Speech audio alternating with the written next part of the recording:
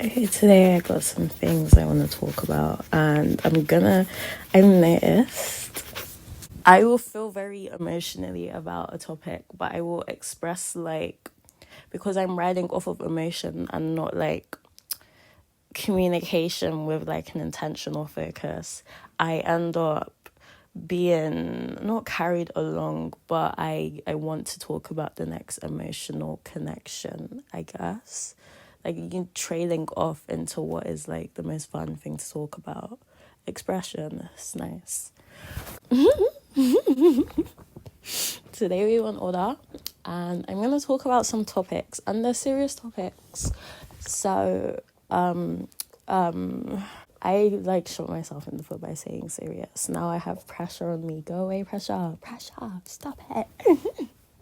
Drugs. Drugs. I can hear the birds sing. What does it mean to endorse something? What does advertisement mean? Because my boyfriend showed me a video, right? And it was like, oh, the media and the government. And no, they never said the word government. Fuck. I'm gonna link it in the description. I'll link it in the description. And explanations. They pay to advertise to us. Like they pay for eyes. We are the product. We are the product. Advertise. Because okay, I'm on YouTube Premium and it ran out because I cancelled it, because it gets like that. But then I got it back and I probably didn't have it for about a day. And I was like, wow, ads are really dehumanizing. And what are the advertisers paying for? Audiences. The media are selling you a product, their output. They're also selling advertisers a product, you. I don't want to see your shit. I really don't. And it's like, should I just be real? You know what? I plan to be a rich bitch. So let me talk about my funds, because not many people do, and I think it'd be eye opening. So I've got, after YouTube, what what's 46 takeaway? Fuck, let me just open it. We got 48.18.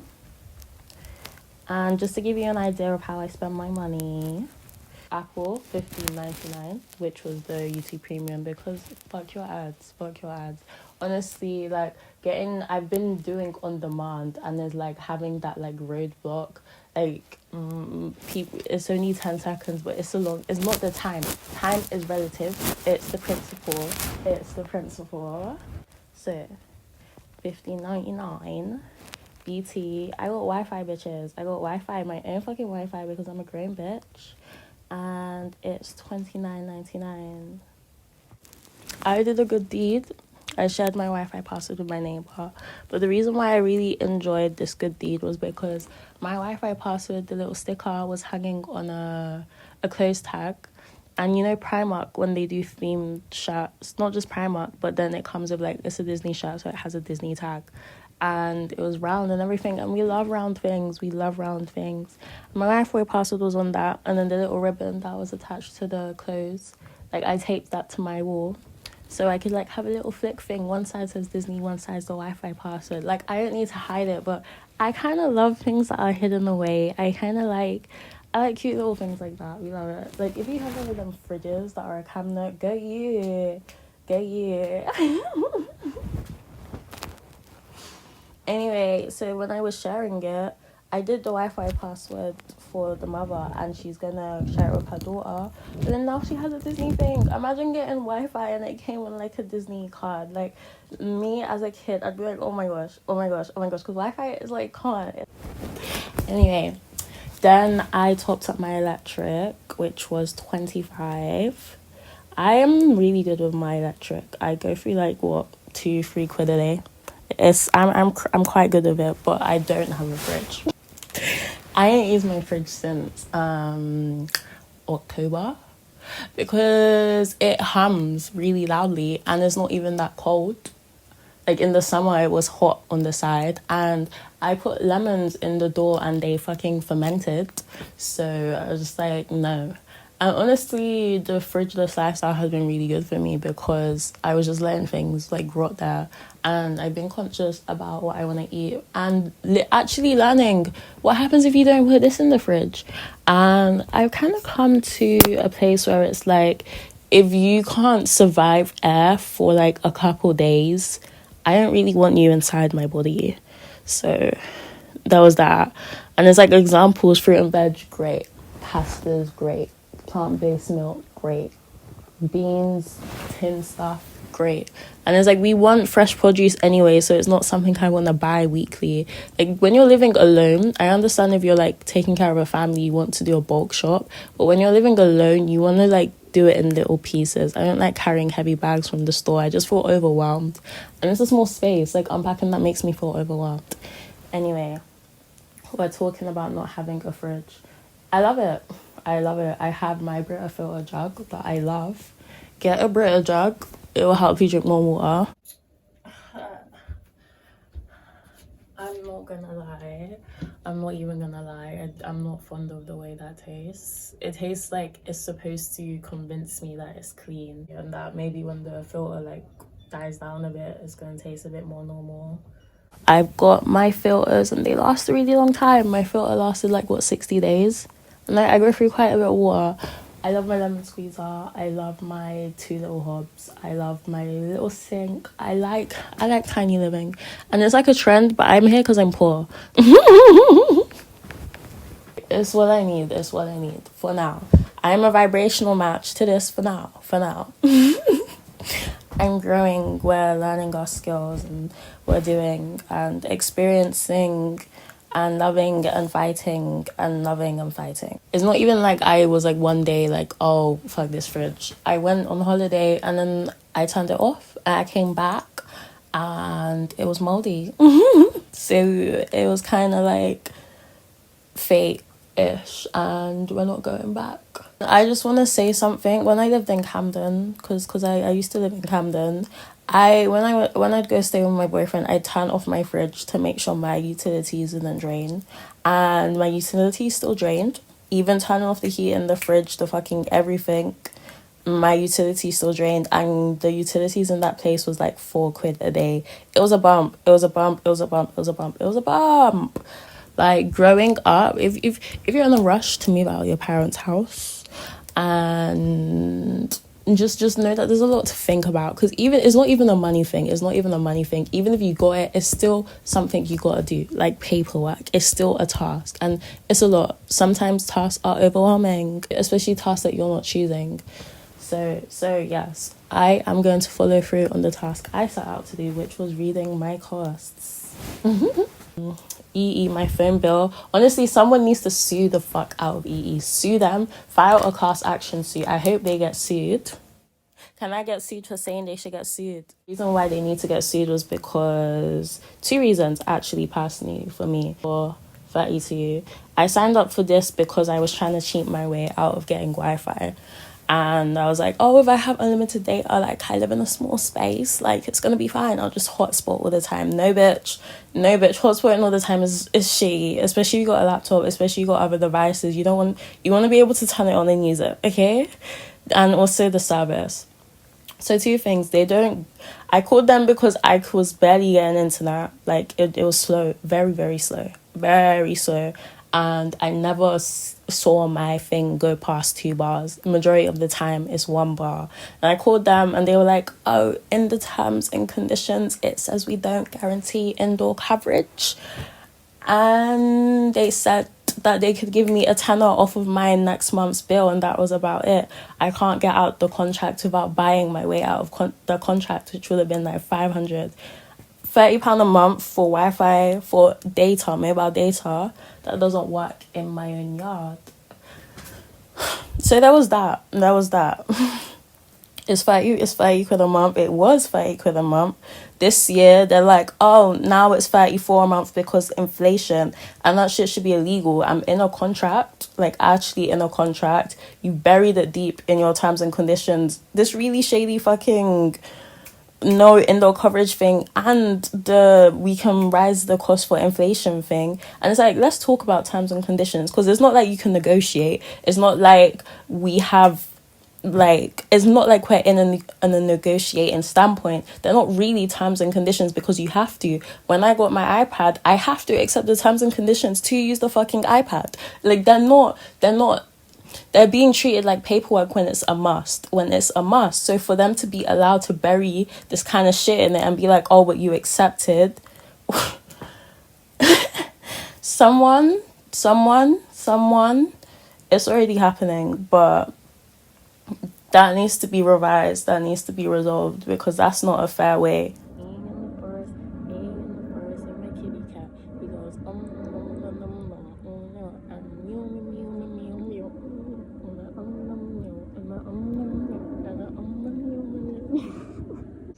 I love being in the forest and my kitty cat. I love being in the forest and my kitty cat. I love being in the forest, being in the forest, and being in the forest and my kitty cat. I love being in the forest and my kitty cat. I love being in the forest and my kitty cat. I love my butcher. I love that Turkish store. Support local businesses. Fuck your co-op. Fuck your Sainsbury's. Fuck your Tesco. Fuck your Asda. They underpay their workers anyway. I won't say which one I worked at a warehouse for night shifts, but it's not nice the way they treat the workers, and the money that flows through that place is insane. I remember them celebrating, like, guys, we made 200,000 today, woo. And it's like, I made £70 today. Why would I celebrate that? And it's like, people pride themselves on going to work so much, and it's like, look at the way, look at the gap between you and the owners. Like, I don't get why it's like a thing of pride. What do you do outside of it? Who are you outside of it? What are you doing for yourself? Because that money goes, and where are you by the end of it? The money that flows through that place is insane. And it's like, an employee discount will be like 15%, and it's like, wow, I come here every single fucking day and you give me 15. Wow. Anyway, support local businesses. We love our butcher, because I keep getting like different. No, I will talk about meat another time, because I want to talk about plants as well. We're living the best of both worlds. Let me write meat somewhere. Meat. We love fresh meat. I buy meat if I'm using it on the day, and I think that's how it should be. Does this give you a good idea of how I spend my money? I've been spending cash as well. HMRC, don't come and rob me. It was less than 100, and you have enough money. You have enough. I spent 40 quid at Holland and Barrett, and it was a big step for me, because growing up, I was just like, nuts are a luxury. Like, even if I'm getting one type, like, it's not something that I could buy as comfortably as buying sweets or buying fast food. And it was a big step for me, because like, normally it's like, oh, but it's not needed. No, but it's fucking needed. Eat good. What you put in your body is important. But growing up poor, I'm taught to like food budgeting. What is that? Just live. Honestly live. And it's like, market fruit is extremely affordable. There are good ways to spend money, and it's like, as I'm branching out into these ways, I'm getting a fuller human experience anyway. We love going to the market. We love the options. We love carrying it. We love a bunch of like, we love it. From Holland and Barrett, I will insert my haul. And that was about 40 quid.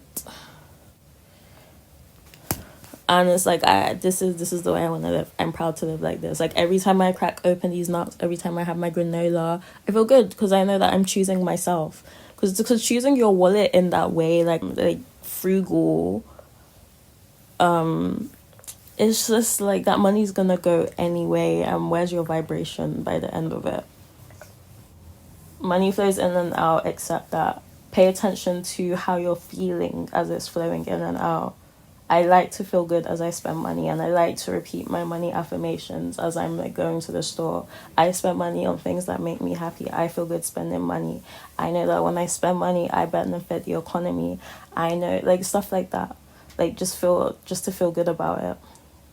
not like it's like slipping away, because we're vibrational beings and law of attraction. Yeah. 40. Okay, let's leave the pennies out. 40 plus 34 plus 25 plus 29 plus 15. Probably should have rounded, but it's an estimate. 107. Okay. What does this number mean to me? What does it mean to have £107? What does it mean to have £50? What does it mean to have £1,000? What does it mean to have £10,000? What does it mean to have £50,000? What does it mean to have £25,000? That's like a yearly salary of someone. What does it mean to have £100,000? Can I even buy a fucking studio flat with that money? Oh my god. What does it mean to have £500,000? It means, because what if I've been seeing these billboards correctly, I can buy a studio flat or like a 2-bedroom flat in the UK on a busy fucking road. Fun. What does it mean to have £1,000,000? What does it mean to have £10 million?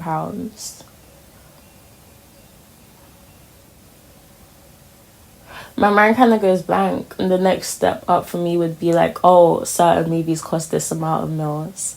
Like I don't, my mind goes blank for like what people be buying at that point. Is that a bad thing? I guess for visualization I should fill in those gaps, but filling in those gaps is really dependent on the way that you're living and what are your priorities. Because if I go on my list now, it's probably going to be going towards food, amenities, and drugs. So that leads us on to the drug segment of this conversation. I don't just want to say entertainment, and I don't want to say holidays either, because I don't want to travel without purpose. I want to travel for work. I want to travel because I know people there. I'm not about this like Airbnb lifestyle. I'm not.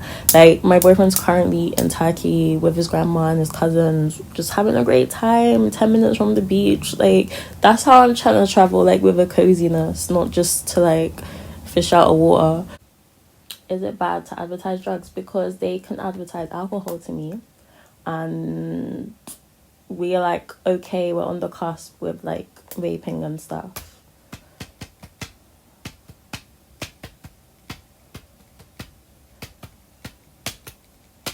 Because you have laws, you have like societal norms, and then you have like mindset, like people's individual mindset, and that's gonna like differ family to family, group to group. What we experience and what our parents experience and what the people around us experience is a very small fraction of what the entirety of humanity has experienced.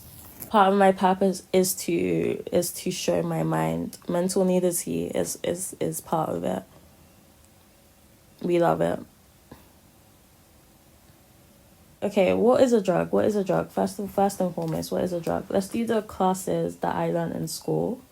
Class A, Class B, Class C.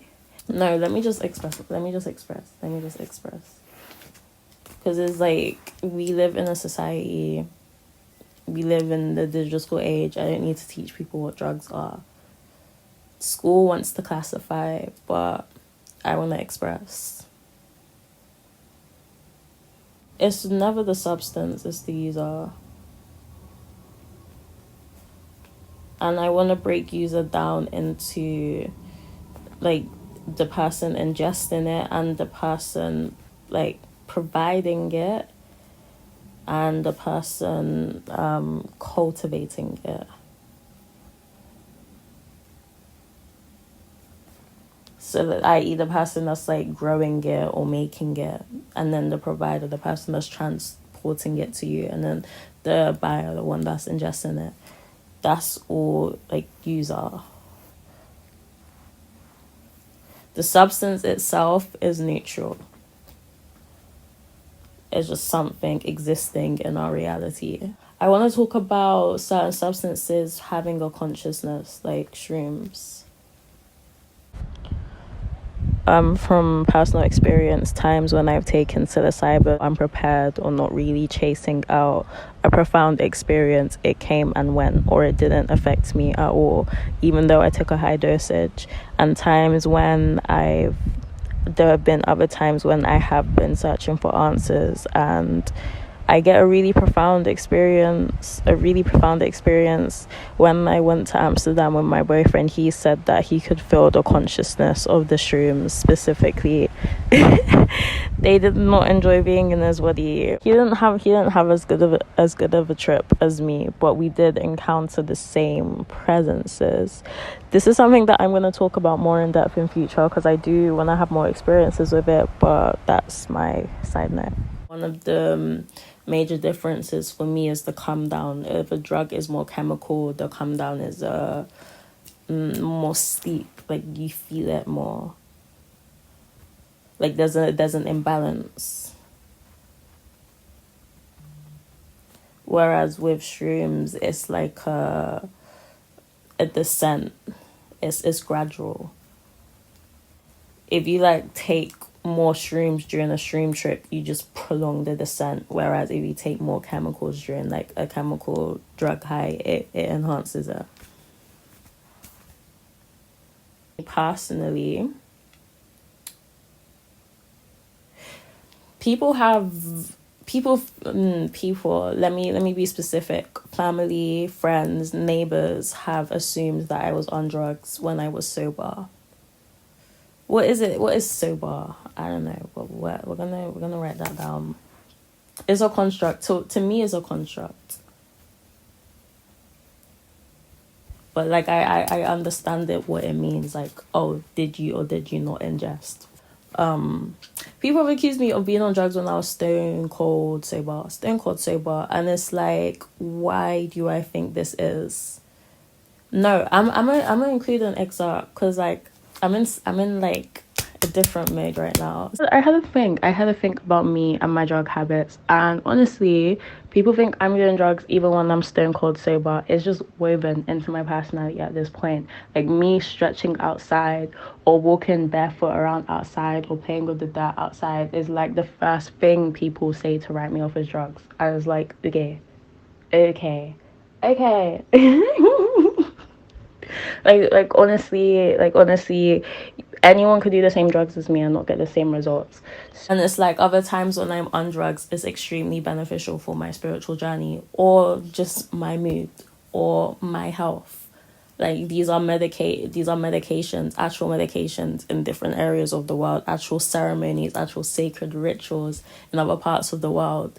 Like, you're not gonna attack me with the word sober, like you be knowing.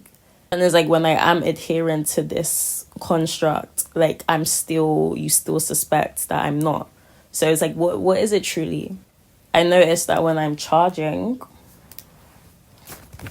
and like having a rise in energy, naturally, because we're vibrational beings, you're gonna sense that, and instinctively it's gonna be more fear than it is gonna be like a loving awareness. So I shouldn't get so agitated about it. I'm healing from a lot of things, specifically abuse, because I'm understanding that I shouldn't attribute to malice what was ignorance. One of the best trips of my life, no, the best trip of my life. I remember laying on a tennis table, and looking up at the trees. The leaves weren't on it, so they were twiggy. They looked like hands. Feeling that the tree was my family, feeling in communication with them. Seeing the parallels in my fingers, feeling divine, being wrapped around by this warm, loving, golden presence. At times feeling unworthy and slipping into a place of unease, anxiety, and fear, and realizing that the warm presence didn't leave me, I left it. I changed my frequency. I tuned out of it.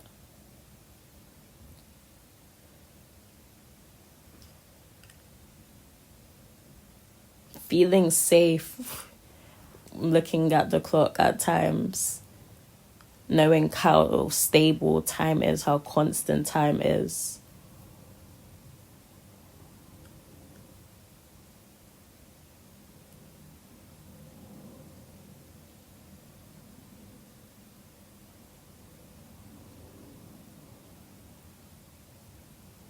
Understanding how we orbit each other,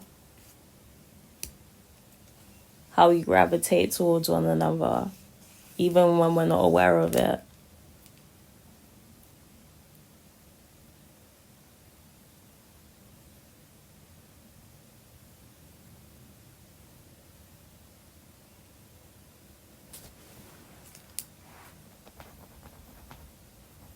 This trip was in the second shelter I was in Utrecht. I remember when I arrived. I don't want to tell my story like that anymore. It's like habitual to me to like give the worst details first, because I feel like that's a good way of like capturing it. But no, telling the story of like reliving how I felt during this trip. Why don't I spend more time in my happy memories? Pity doesn't do anything for me. It's like I think that I can manipulate the universe into rewarding me. Like, oh, look how bad and shitty it's been for me. Like, you have to, you have to, you have to. And it's like, no, no, no.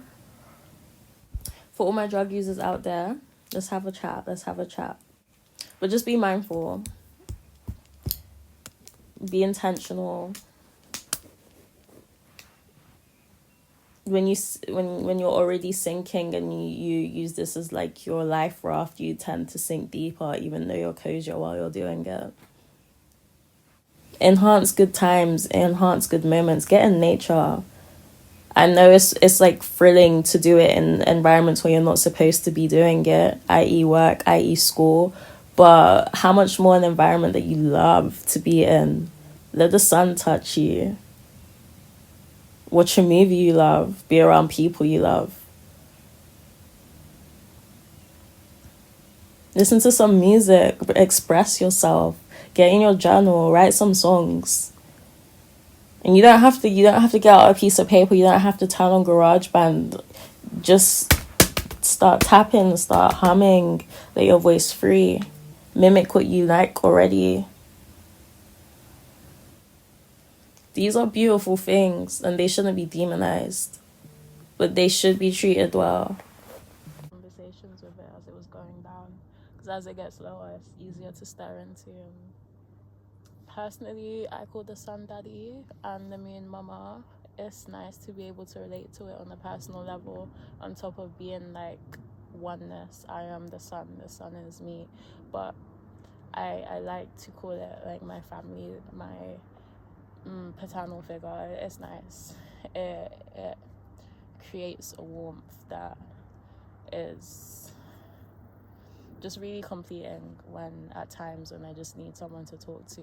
It's not someone, it's the sun. It's nice. Yeah. My water baby.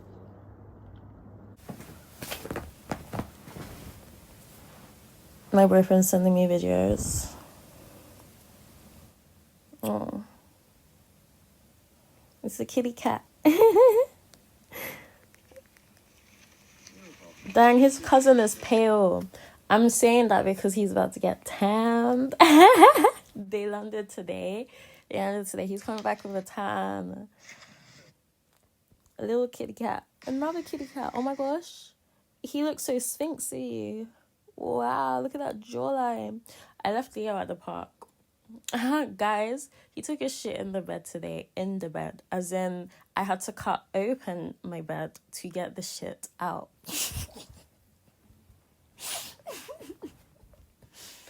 Anyway, it's okay. It's okay. But now I have to... He's not in the park as punishment. We've left him in the park before.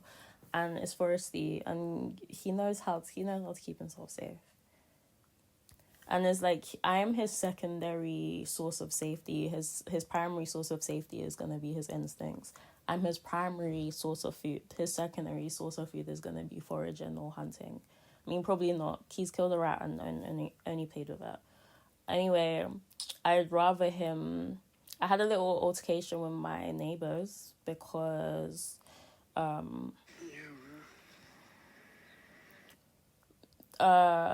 Kiki, the cat downstairs, she's old. Like, not old, but like a year and a bit. And she used to be big. And I'll insert a clip of where my cat met her.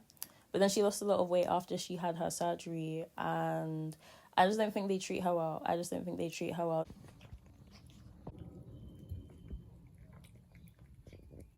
She lost weight after she got neutered.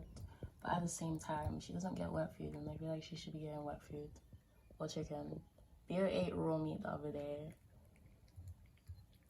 I cooked it. I ended up cooking it, but it's like he eats a lot of like meaty things. And you think about cats, they're hunters. Like, they shouldn't be eating pebbles all the time. I give Beer dry food, but I mix it with his wet food. I don't just have him eating pebbles all day. She feels so dainty compared to Leah. They keep her inside as like a convenience thing, and they don't have a cat flap. And it's like, if you don't have a cat flap, you have a greater responsibility to let your cat out. And it's like, I'd understand if we're on a main road, but you've seen how my front bit is. Like, they should be letting her out. And it's like, I let my cat out there all the time, and I have to go through 2 doors and stairs. And it's like, all they have to do is open the door, and they don't do that. Or all they have to do is open the window. She knows how to get in and out of the window, and they don't do that.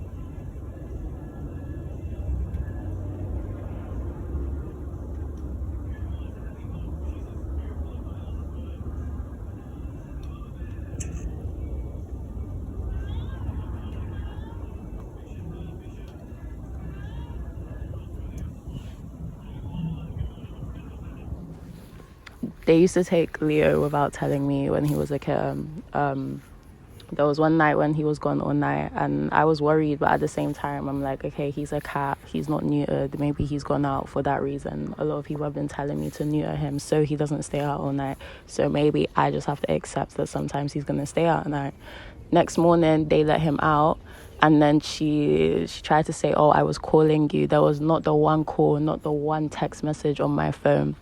And it's like, how I understood it was like, they keep their cat inside, and me leaving my kitten outside, especially at night, to them it seems negligent. But for them to just take him without texting me, without calling me, no nothing. Then on the other hand, Kiki comes into my bit, and the first thing I do is send them videos. And this is how they want to respond, just with rudeness. It's interesting. It's interesting. Like, I'll go out of my way to be like, she's safe, she's fine. Like, I want them to see that, like, she's okay. And it's like, I really don't get where it is. I really don't get what in you makes you want to be so confining to an animal, because that home is tiny. Their home is tiny. Their bed is by where that front window is. TV, kitchen area, like, it's not it's not that much bigger than mine. And the fact that all they have to do is open a window, open a door for her to get some fresh air, and they don't, it's cruelty. And I can't even imagine the air quality in there. I can't even imagine the smell, because sometimes they open it and it just smells damp wafting to my window, or sometimes they open it, even worse, it's just disinfectant that I'm smelling, like harsh detergents, harsh laundry powders. Like, that's not okay for a cat to be breathing in consistently.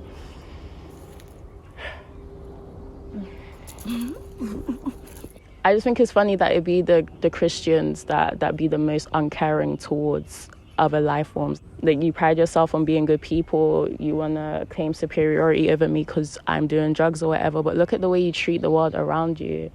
The way, the impact you have on your surroundings always reveals a lot about you. A lot.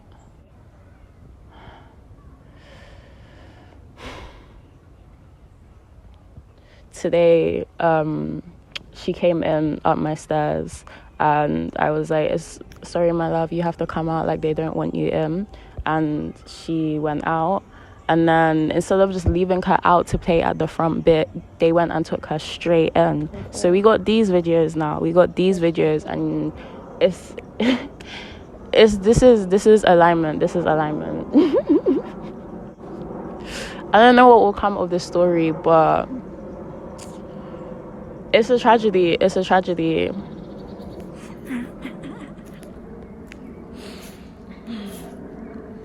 EDILBOAS.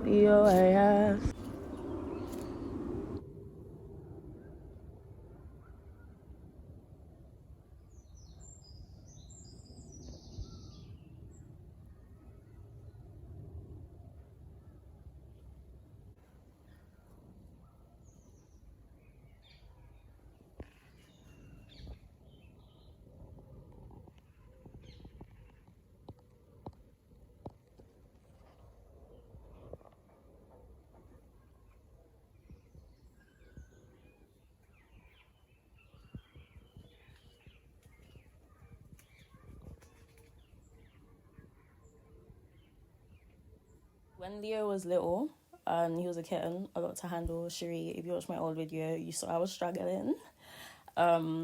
He used to stay. I used to let them stay together, and I felt good. I felt good, like they were having a play date. Like, I felt like a cute mom picking him up afterwards, being like, "Oh, how was he?" And they're like, "Oh, he's just playing." Oh, they ate food together. Like, I like that he's around his own kind. I wanted him to be as socialized as possible, especially taking him for walks, getting him to meet dogs. The day that he met her was when he met like a few dogs, and I was like, okay, it's about time. Like, I just loved it. I shipped them. Like, I wanted to animate them. The fuck, like, I really love them together. And I remember, because I'm a different cat mom, I remember as he was like, should I give the whole rundown? It's a really big contrast. It's a huge contrast. I hope to inspire more cat owners to start taking their cats outside, because they should be, like, what do we give kittens? We give them chasers, we give them little fake rats and stuff. Like, they want to be outside prowling, hunting, digging, and it's just, you have to start them off young. They have to get used to it young. And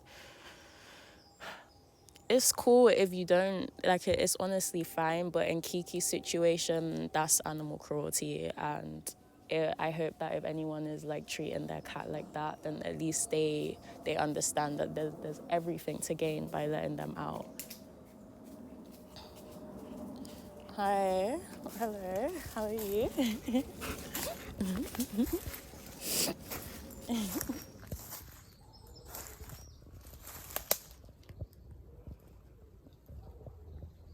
Leah. He's really active. He's really strong. And he's already bigger than Kiki. And they were like, oh, it's because of the breed. But no, she was big before she got neutered. And that was the time to be like really letting her out and letting her find a new zest for life. But they just ended up keeping her in. I remember like she barely recovered, but she was playing with Leo. She was so active with Leo. I think after her surgery was the most active she was with Leo. And it's like they were playing almost every day together. As soon as she'd meow, Leo straight outside. And it's like after some time it kind of trailed off. And it's like I encourage Leo to go out. If Kiki's meowing and he's not going out, I'm like, oh, why no Kiki? But it's like they are the opposite. They keep her in. Like I heard them. They're Spanish, right? And I'll hear them shouting with bitterness, like "a la casa, a la casa." Like they get really bitter and venomous when she's outside. Very controlling, very controlling. I find that people that complain about freedom the most tend to be the most controlling. I see it with people and their pets. How we feel is what we do unto others. Our universe is a reflection of us. And the other day, I think it was yesterday, what's been happening is that I'll leave the front door open and I'll put my cat post at my door, and Kiki will come in sometimes. She's very skitterish, so I leave the doors open. Like if I'm near her, like if I'm in the corridor, she won't come in. But if I'm in my house and the door's open and the cat post is at the door, then she comes in. Like I give her space. I'm respectful. I'm a cat lady. I know how to act. And it's cute. I'll insert some clips of her. It's cute. Anyway, so I just was like, oh, she's safe here. If you're going out, why can't she just stay with Leo? Like she's cool. And they were like, no, we have to go. No, we have to go.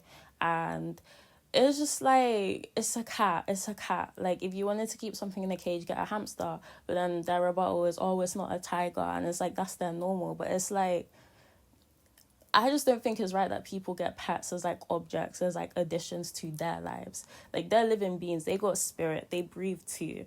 Like we're here to facilitate their growth and their journey just as much.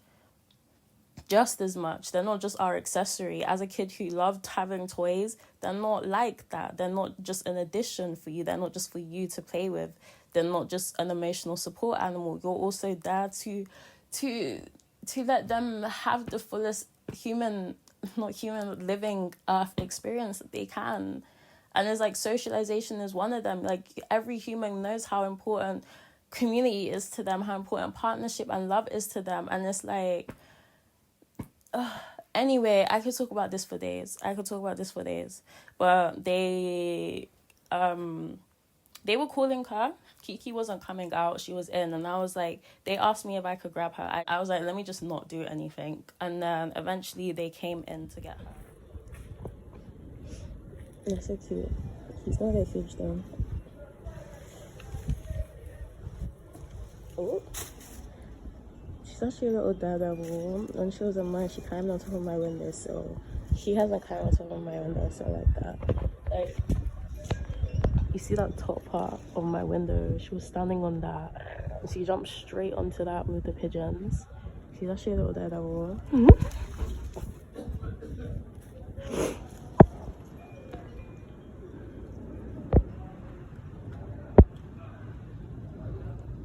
I love you then, I love you now, and I don't know how. And I try to advocate as hard as I can. Like, why can't you let her stay? Like, this is wicked. Like, you guys have kept Leo. Da, da, da. And it's just like, no, you took her. No, you taught her how to come in. No, you give her back. And it's like, okay. My priority is Leo. And I'm very happy with leaving him at the park. I've seen how he is in the trees. I've seen how he is in the bushes. I've seen how he is. I know how he is. I'd much rather him be there with Awa, with Gaia, than hold up in here. I'm here on my tech. I'm here cooking. I'm here cleaning. I'm here on YouTube, on creating my content, texting my boyfriend. It's different for me to be in here than it is for him. He doesn't even look in the direction of his toy box anymore. The chasers, the kickaroo, the balls, the fake mice. And rightfully so. He deserves to get more out of life, and he's getting more out of life. I'm pretty sure kittens, they're into all of that because they need consistent play at that age. But if they're with their mother, if they're with their age mates, because you have a litter of 4 to 6, they're play fighting with each other, they're getting their instincts up with each other, so that when they go out alone, they know how to hunt. Cats, ingrained into them, they are so, just let them be them. Let them be them. Let them be them. Just let them be them. The forest that we're in right now is so pet friendly. I'm always seeing cats walking by, ginger cats, black and white cats, fluffy cats. 2 dogs came up to me today. It's dog friendly too. Like, I just, and he's in the tree just like watching me chill. Let nature be nature. Let nature be nature. Look at him go. Look at him go.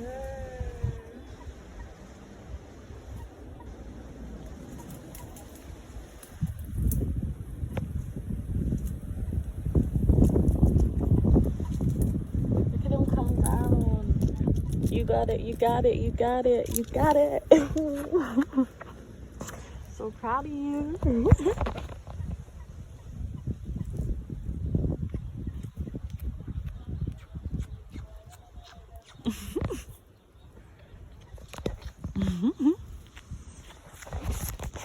I gave him a treat as positive reinforcement, right? But I don't think he's registering it because now he's just like sniffing around for more treats. I want him out in the grass. And after the whole Kiki thing happened, I took him to the park in the blanket with me. And we saw 3 cats. And I feel like it was a sign from the universe to be like, the world is big. Like, don't worry. We saw a white cat. And we saw a black cat that kind of looks like Leo. And we saw a fluffy, long-haired cat. And I was thinking about my future. And no, I want to start a voice note so I don't have to say it again. But training, I'm here for it. I'm here for it. I'm here for it. I took him the other all the way around to like, you know, we're going towards Norwood Junction to get to the park because I want him to get like used to like being in the blanket because I've been thinking about my future and I don't want to leave Leo if I'm traveling or if I'm doing anything or if I get an opportunity. I want him to come with me, but he's not going to be able to come with me if he doesn't have like a tolerance for like the city or like the outside world. So I'm just going to focus on that. I held him like more close in the blanket and then we went to sit by the lake and he fell asleep on me, which was nice. And I was thinking about like all the places I've been because as much as it's good to train him to like be cool and on my chest in the blanket around cars and stuff, but also be okay with mommy leaving you at the park. We've done it before. He's chill. That's the type of life I want for him. That independence, that best of both worlds. You're gonna be integrated into my life, but you're also gonna be a naturey cat. He's not gonna have as much luck with the stray cats if I'm with him. Like I want him to interact with them, you know?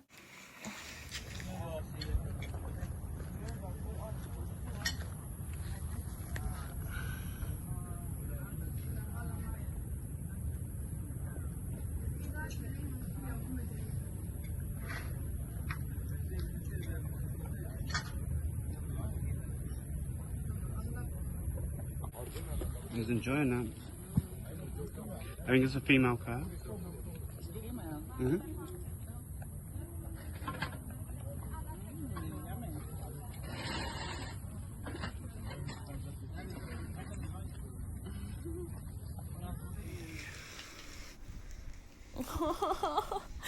Oh, Kim's going towards him. How are you? The beach. Oh. Oh, I'm jealous. Oh. It's so blue and so warm. Oh. It looks like there's a filter on it. God damn. And it's a WhatsApp video, so I know there's no filter. Like, fuck. Ugh. I'm jealous. I'm jealous. Smiley face. So one of the things that was shouted at me during the altercation over the cats was stay sober, don't do drugs. And my response was, and I felt kind of like, oh, because like the neighbor with the babies, it's not like the best thing to shout in the corridor. But at the same time, I live my authentic truth. We love them and we use them intentionally. And it's like, it's just like you put it all under this one word that you'd use for, I'm not gonna go there. I'm not gonna go there. And it's like someone can do all the same drugs as me and not get the same results. So at the same time I'd be sober and people think I'm on drugs. And I want to talk about that. Because you see that front bit outside? I've gotten hyped there. I remember one time I was listening to Kanye and I was like jogging. I was getting bursts of energy. When I dance, when I really latch onto music, I get the maddest burst of energy. Just the maddest burst of energy. Even better when I'm smoking weed. And it's scary. No, it's scary. It's scary. It's actually scary. And it's like, I love that because I'm going to be one of the greatest performers this world has ever known. So it's all falling into place. It's all falling into place. I'm okay with pissing bitches off. I'm okay with weirding bitches out. I'm actually okay with it. I'm a powerful being. I'm a magnetic being. And it's like you're going to sense it. Whether it's through sound, whether it's just through your intuition, whether it's through me actually interacting, you're going to sense that I have something about me. And if you want to call me Diablo, that is fine. That's okay. Yin and Yang, Baphomet, Mahomet, we love it. We love it. My butcher gave me goat. I went over there and I was like, I have £5 and I want lamb. And then he was like, do you want goat? And he went in the back to get some and he was like, here's a mixture. And then I even noticed he lowered the price for me because the weight said that it would come to slightly more. We love my butcher. I love you, butcher. And this isn't the first time like Serendipity has gotten me really good food. There was one time when I asked for like chicken thighs, but he had baby chicken and started cutting up a baby chicken, and we took it in the end, and I'm glad I did because we made a really nice broth, and that was Leo's first time eating raw chicken, and I'm glad that we had like the whole one cut up and we had it between like all three of us. It was really nice. We had a really nice time. I like to eat the same thing as my cat because at the same time as my cat because it makes me feel like we're a family, you know, because we are a family. My heart feels really good. We are a family, like a giant tree. Anyway, so I made my goat in a long shim in like a ramen broth with tomato and lentils and sage and dill and spring onions and a whole bunch of garlic. And it was really nice, but it made my tummy ache and it gave me the shits. And I sucked the long shim seasoning off the goat, but he probably still ingested a bit of the spice. So in all fairness, it's probably my fault that he shat the bed today. And it's like, last time he had the shits, it was full on diarrhea. This time it was kind of solid, but last time it was like watery, and he did it on my t-shirt, and it's like it was easy to clean. I was just more concerned than anything. He looked embarrassed, and I threw the t-shirt out and cleaned. It was fine. But today I was angry because I was like, why would you shit somewhere that I can't reach? Why would you shit right underneath me? Like, right underneath me. It's like because the part of me that felt like he did it on purpose was like, okay, ignore him, don't let him see you react. And it's like, I'm laying on shit. It's just such a fuck you face to shit. But honestly, he's a cat. Instinctively, it was like, where can I hide this away? And he went in there. But it just, you know what? We're friends now. It led to a really tender moment afterwards. My bed is caked with essential oils. We have sewed it up so he can't like go and shit there again. We went to the park at 5 a.m. because he shat around 3 a.m. And we wouldn't have had that really nice morning if that didn't happen. He wouldn't be there still at the park currently if that didn't happen. Yeah, things are working out. And also, like, my boyfriend sending me these videos led me to talking about the cats and everything. So I'm loving how things are weaving together.